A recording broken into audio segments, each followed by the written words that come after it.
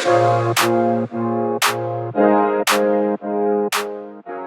are recreating a look inspired by the textures that we created at S.S.DALEY's Spring Summer 25 show. In order for the hair to move down the runway, the mid-lengths and ends had to be light and airy, but there had to be hold and structure at the roots. So we're using the Nude Powder Spray, which is one of my favorite products and an absolute go-to at Fashion Week.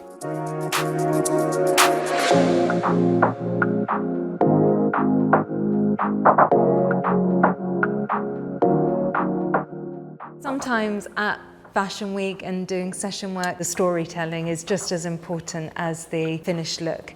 And so sometimes we are creating shapes that might at first look distressed, deconstructed. There is a way to find beauty in textures that we wouldn't maybe normally wear on a daily basis.